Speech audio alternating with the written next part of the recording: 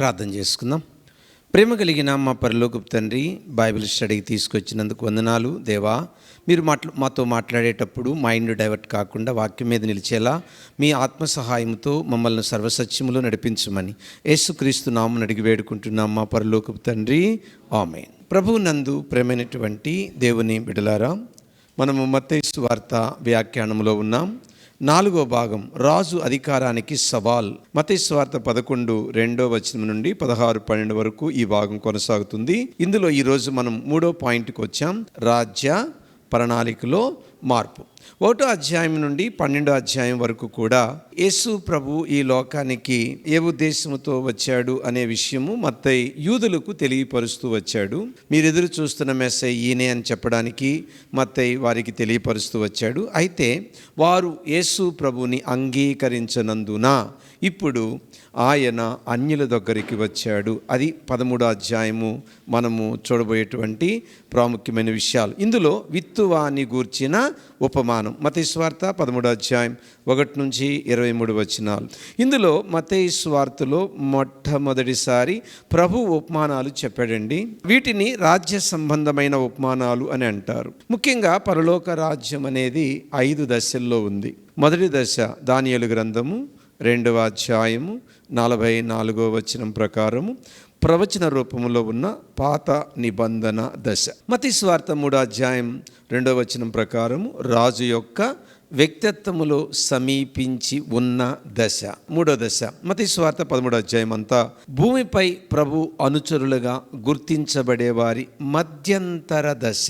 4వ దశ ప్రకటన గ్రంథం 20వ అధ్యాయం 6వ గమనిస్తే 1000 ఏండ్ల పాలనలో ప్రత్యక్షపరచబడే రాజ్య యొక్క దశ. 5th వన్ ప్రకటన గ్రంథం 22:5 ప్రకారం శాశ్వత రాజ్య దశ. అయితే బైబిల్లో పరలోక రాజ్యం అని చెప్పిన ప్రతి వివరణ ఈ 5 దశల్లో దేనికొక దానికి సంబంధించి ఉంటుందని గ్రహించాలి. ఈ 13వ అధ్యాయములో ఈ దశలో ఎన్నో దశ ఇది? మధ్యంతర లేక విశ్వాసులు హృదయంలో స్థాపించిన రాజ్యం. సో ఇప్పుడు 13వ అధ్యాయంలో ఏ రాజ్యం గురించి మనం ధ్యానం చేయబోతున్నాము? మధ్యంతర రాజ్యం. మధ్యంతర రాజ్యం అంటే విశ్వాసుల హృదయములో దేవుడు స్థాపించిన రాజ్యం అని మీరు అర్థం చేసుకోవాలి. 13వ అధ్యాయం 1-9 విత్తువాని ఉపమానం. 13వ అధ్యాయం 1వ యేసు దెయ్యము పట్టిన వానిని స్వస్థపరిచిన ఇంటి నుండి వెళ్ళి గలిలియా సముద్ర తీరములో కూర్చున్నాడు. దీని భావం ఏంటంటే, ఇల్లు అనే ఇశ్రాయేలుని విడచి సముద్రం అనే అన్యజనుల యొద్దకు వచ్చి పరలోక రాజ్య సువార్తను ప్రకటించుటకు సూచిస్తుందని అర్థము. అంటే మొదట ప్రభు ఎవరి మధ్య సువార్త ప్రకటించాడు? ఇశ్రాయేల్ మధ్య. అయితే ఇశ్రాయేల్ ఏం చేశారు? యేసు ప్రభుని తిరస్కరించారు. ఆ కారణం చేత ఇప్పుడు వారిని విడిచి ఎవరి దగ్గరికి వెళ్తున్నాడు ప్రభు? అన్యుల దగ్గరికి వెళుతున్నాడు. మత్తయి సువార్త 13వ అధ్యాయము 2వ సముద్రం ఒడ్డున బహు జనసమూహము కూడి ఉన్నప్పుడు ప్రభు ఉపమాన రీతిగా చెప్పిన 7 ఉపమానాలు ఆయన మొదటి అలాగే 2వ రాకడల మధ్య పరలోక రాజ్యం ఎలా ఉంటుందో వివరిస్తాయి. మొదటి 4 ఉపమానాలు జనసమూహాలకు చెప్పినవి, చివరి 3 ఉపమానాలు శిష్యులకు చెప్పినవి. అయితే మొదటి 2 అలాగే చివరి ఉపమానం మాత్రమే ప్రభు శిష్యులకు వివరించి మిగిలినవి తమకు తామే అర్థం చేసుకోవాలని ప్రభువు సూచించాడని మనము అర్థం చేసుకోవాలి. మత్తయి సువార్త 13వ అధ్యాయం 3-8 నేల ఫలితం కనబడుచున్నది. నెంబర్ 1, త్రోవ ప్రక్కన పక్షులు విత్తనాలు తినివేశాయి. మన్ను లేని రాతి నేల విత్తనాలు త్వరగా మొలకెత్తాయి, కానీ వేరు లోతుగా లేనందున ఎండకు ఎండిపోయాయి. 3, ముండ్ల పొదలు విత్తనాలు మొలకెత్తాయి, ముండ్ల పొదల్లో ఎదిగి ఆ మొక్కలను అణిచివేశాయి. 4, మంచి నేల విత్తనాలు మొలకెత్తాయి, పంట పండి కొన్ని దంట్లు 100 మరికొన్ని దంట్లు 60 ఇంకా కొన్ని 30 పండాయి అని మనం అర్థం చేసుకోవాలి. 13వ అధ్యాయం 9వ చెవులు గలవాడు వినుడుగాక అన్న మర్మయుక్తమైన గద్దింపుతో ఈ ఉపమానాన్ని ప్రభు ముగించారు. మత్తయి సువార్త 13వ అధ్యాయం 18 నుంచి 23లో ప్రభు ఈ ఉపమాన భావాన్ని వివరించారు. 13వ అధ్యాయం 10 నుంచి 17 ఉపమానాల ఉద్దేశం ఏమిటి? 13వ అధ్యాయం 10వ వచనం, ప్రభు ఉపమాన రూపములో మర్మమైన భాషలో బోధించడం చూసి శిష్యులు ఆశ్చర్యపోయారు. ఎందుకు అలా బోధిస్తున్నావని ప్రభువుని శిష్యులు అడిగారు. ప్రభు చెప్పే ఉపమానం మర్మయుక్తంగా ఉంది. అది అందరికీ అర్థమయ్యే రీతిలో లేదు. అందుకని శిష్యులు అడిగారు, ప్రభువా, నీవు ఉపమానాలు మర్మయుక్తంగా ఎందుకు చెప్తున్నావు అని యేసు ప్రభుని శిష్యులు అడిగారు. చూద్దాం 11వ వచనం, ప్రభువు శిష్యులకి ఇచ్చిన జవాబు, పరలోక రాజ్య మర్మములు ఆయనను నమ్మని వారికి అర్థం కాకూడదు, ఆయన నమ్మే వారికి అర్థం కావాలని ప్రభువు చెప్పారు. క్రొత్త నిబంధనలో మర్మము అంటే అప్పటి వరకు ఏ మనుషునికి తెలియని పరలోక వాస్తవం ఇప్పుడు తెలియజేయబడిందని అర్థం. ఎందుకు అర్థం కాకూడదు వాళ్ళకి? ఒకవేళ వాళ్ళకి అర్థమైంది అనుకోండి, అయినా యేసుప్రభు నమ్మలేదనుకోండి, అప్పుడు ఆ విలువైన ముత్యం ఏమవుతుంది? పందులు ఎదుటేస్తే ఏమైంది? తొక్కేస్తాయి. సో నేను ఇక్కడ అర్థం చేసుకోవాల్సిన విషయం ఏంటంటే, ఎవరైతే ప్రభుని విశ్వసిస్తారో వాళ్ళకి దేవుని వాక్యం అద్భుతంగా అర్థమవుతుంది. ఎవరైతే ప్రభుని నమ్మరో వాళ్ళకి దేవుని వాక్యము అర్థము కాదు. అందుకనే బైబిలు మర్మయుక్తంగానే వాళ్ళకి అనిపిస్తుంది.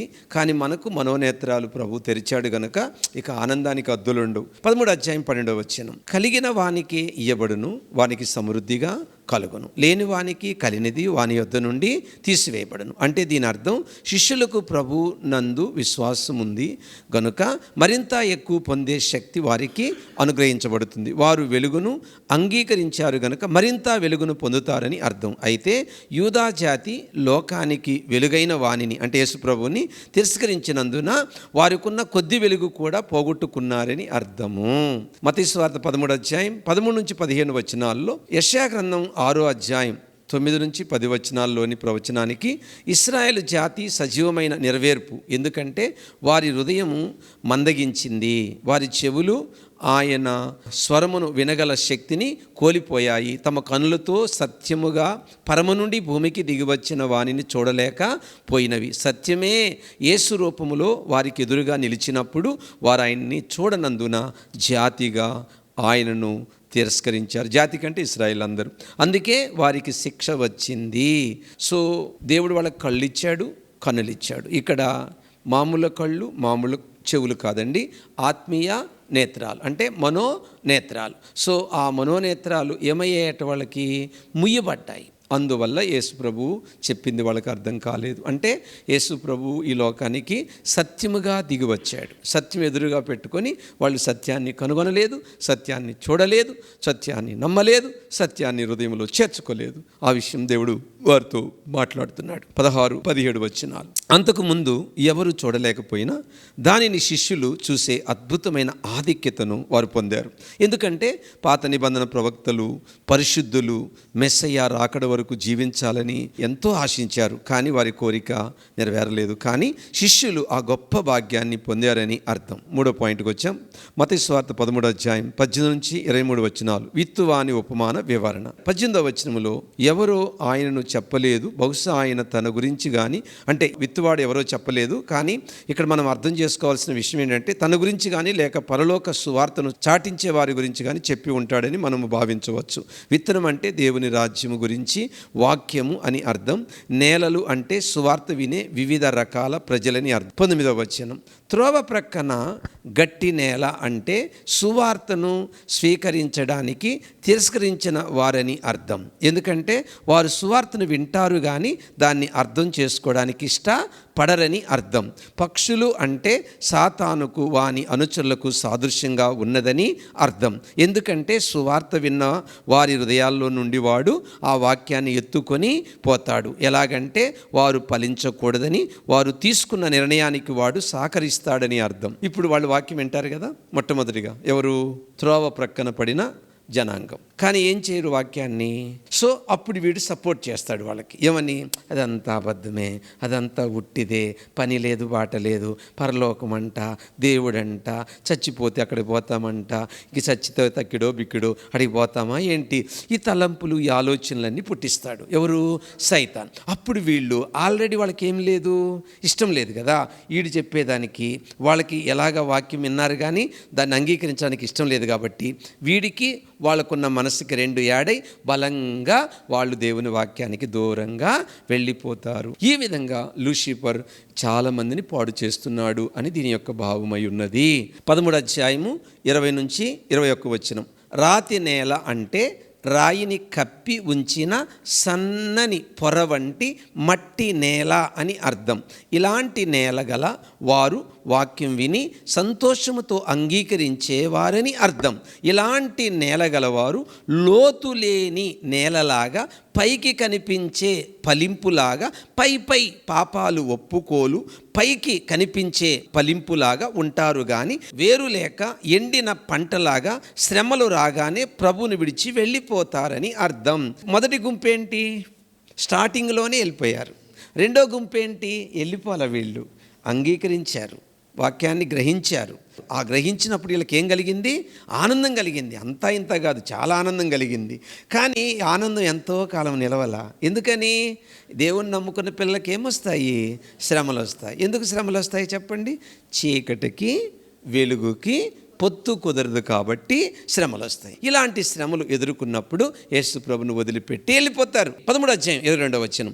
ముళ్ళ పొద నేల అంటే ఈ నేల లాంటి వారు వాక్యాన్ని పైనే విని వారికి సూచన, అంటే పైనే వినేవారికి ఈ వాక్యం సూచన. ఎందుకంటే ఇలాంటి వారు బాహ్యంగా పరలోక రాజ్యపు వారసులుగా కనిపిస్తారు కానీ ఐకిక విచారమును ధనమోసము చేత అణిచివేయబడతారు.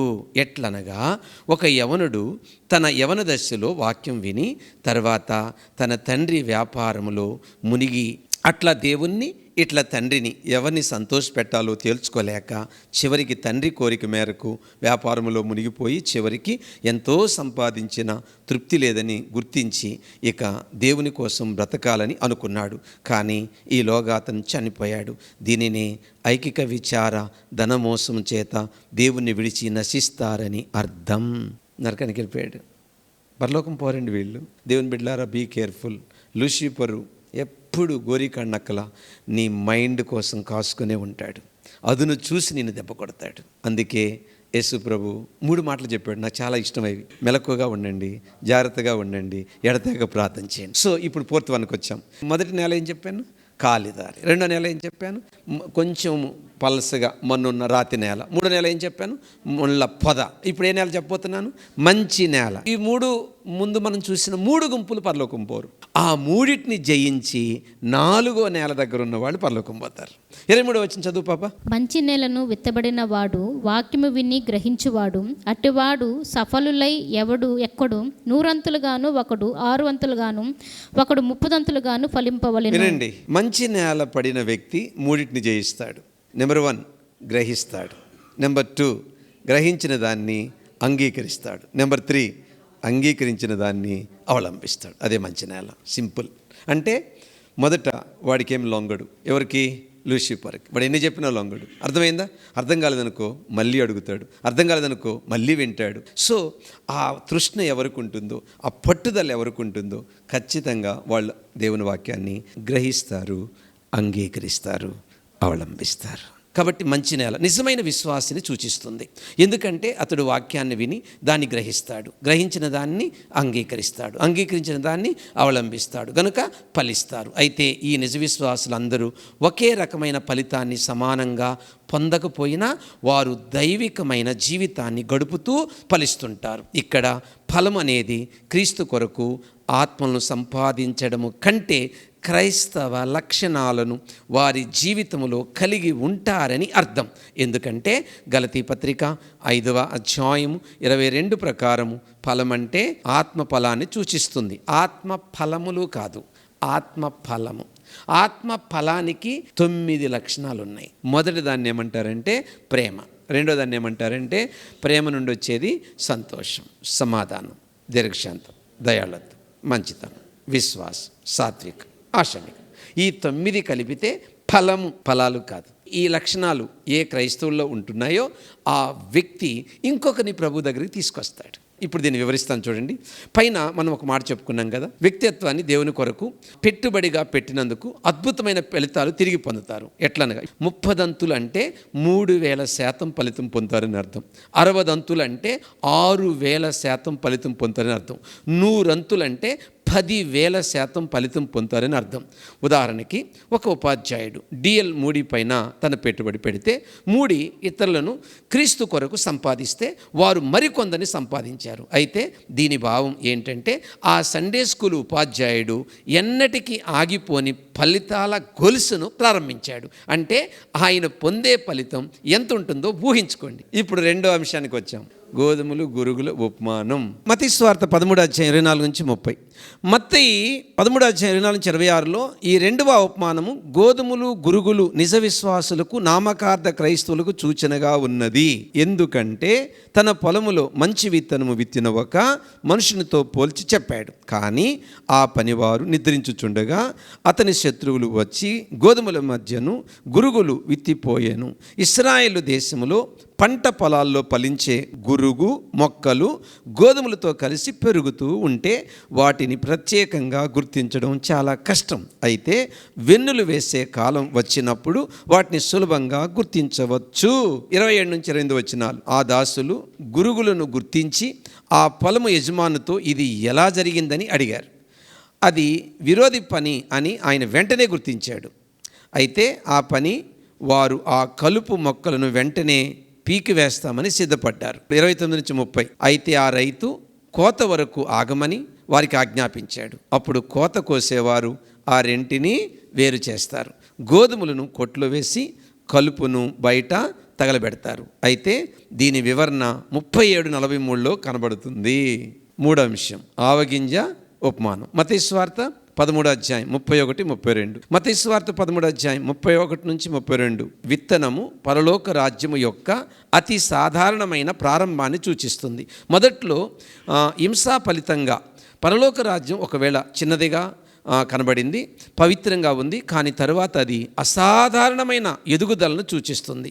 4వ వచనములో పక్షులకు వాడిన పదమే ఇక్కడ కూడా ఉపయోగించారు. కాబట్టి ప్రభువు పక్షులను దుష్టుడు అనే అర్థములో వివరించారు. అంటే సాతానుకు అతని ప్రతినిధులకు నివాసస్థలముగా మారిందని అర్థం. అంటే యెహోవా సాక్షులు లాంటి క్రీస్తు వ్యతిరేకులు క్రైస్తవం అనే గొడుగు కిందే కొనసాగుతున్నాయని అర్థం. ఇప్పుడు ఆవగింజ ఎలా ఉంటుంది? చాలా చిన్నది. దేవుని రాజ్యం ప్రారంభంలో ఎలా ఉన్నది? చిన్నది. ప్రారంభం అంటే ఎప్పుడు? యేసు ప్రభు చనిపోయి 3వ దినమున లేచి ఆరోహణమై పరలోకం వెళ్ళిన తర్వాత శిష్యులందరూ పెంతెకొస్తు పండుగ దినం వరకు కూడి ఒక చోట ప్రార్థన చేస్తూ ఉండగా దేవుని యొక్క ఆత్మ బహుబలముగా గాలివలే వీచి వారి మీదికి వచ్చినప్పుడు ప్రారంభమైనదే పరలోక రాజ్యం. ఆ రోజు చాలా చిన్నది. ఈరోజు ఎక్కడుంది? ప్రపంచ లెక్కల ప్రకారం క్రైస్తవులు ఎక్కువ ఉన్నారు. ఇక్కడ ఒక విషయాన్ని మనం అర్థం చేసుకోవాలి. అదేంటంటే ప్రపంచమంతా కూడా ఇంతమంది క్రైస్తవులు అయ్యారు కదా. దీంట్లో ఇక్కడ ఆకాశ పక్షులంటే అర్థం ఏంటంటే నకిలీ క్రైస్తవులు నిజమైన క్రైస్తవులనే గొడుగు కింద వారు నిజమైన క్రైస్తవులు కాకుండానే నకిలీ క్రైస్తవులుగా ఉంటూ నిజమైన క్రైస్తవులు మోసం చేస్తున్నారు. అది ఆకాశ పక్షులు అంటే అర్థం. ఇప్పుడు మనం 4వ అంశానికి పులిసిన పిండి ఉపమానం. మత్తయి 13:33. ఇది మంచి పిండిలో పులిసిన పిండి పెట్టిన విషయాన్ని మనం చూస్తూ ఉన్నాం.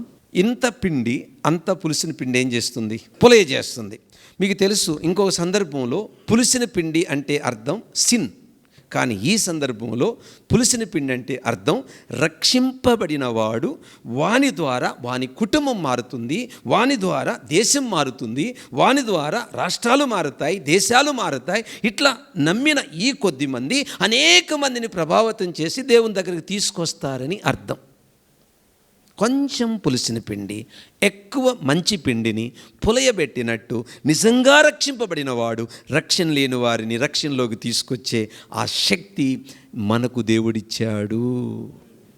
ప్రేమ కలిగిన మా పరలోకపు తండ్రి, ఈరోజు మేము బైబిల్ స్టడీలో మత్తయి సువార్త 13వ అధ్యాయం నుంచి చాలా విషయాలు వచనం వెంబడి వచనం నేర్చుకునే భాగ్యం మీరు మాకు అనుగ్రహించినందుకు స్తుతి మహిమ మీకే కలుగునుగాక. నేను నీ పిల్లలు ఇట్టి వాక్యములో స్థిరముగా నిలుచున్నట్లు మమ్మల్ని దీవించమని యేసుక్రీస్తు నామమున అడిగి వేడుకుంటున్నాము తండ్రి, ఆమేన్.